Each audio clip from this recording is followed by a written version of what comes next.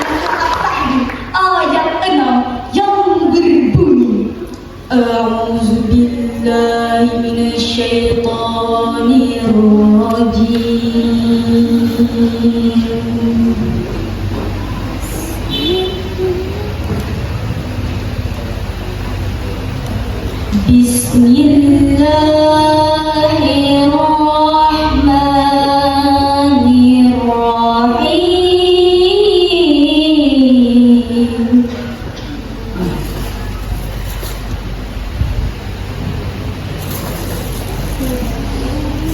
Ya ayyuhalladzina amanu qu anfusakum wa ahlikum nar.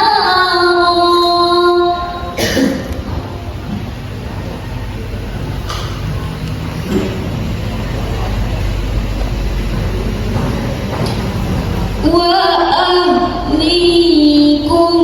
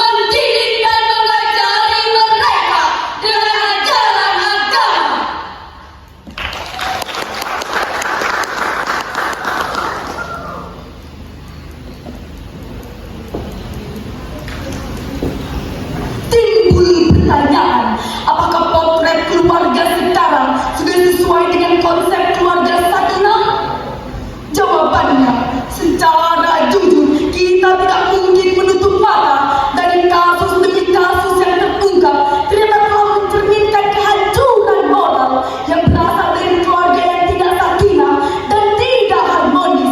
Sebagai bukti, ada anak yang memperkosa ibu kandungnya sendiri. Ada ayah yang meniduri anak perempuannya. Ada ibu yang menjual anak gadisnya.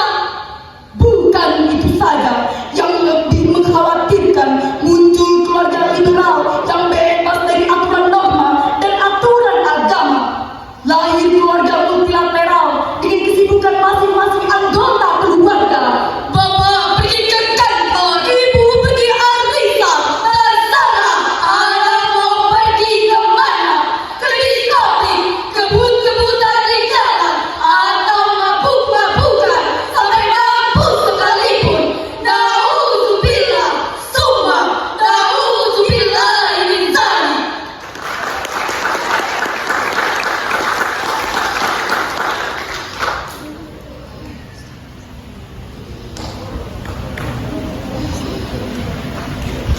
Dengan demikian hadirin, ayat tersebut merupakan landasan teologis dan metodis bagi orang tua dalam menjaga anak-anaknya sebagai amanat dari Allah Subhanahu wa Ta'ala, yaitu orang tua selain kewajiban untuk memenuhi kebutuhan materi kepada anak, berkewajiban pula untuk memenuhi kebutuhan materi berupa pendidikan dan bimbingan agama.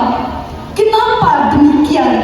Sebab materi tidak menjamin anak bahagia apabila tanpa kasih sayang orang tua. Materi tidak menjamin anak sukses di masa depan apabila tanpa pendidikan dan bimbingan agama.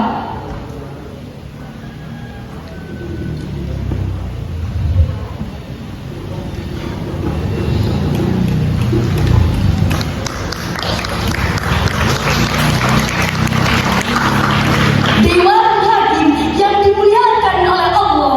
Hadirin wal hadirat rahimakumullah.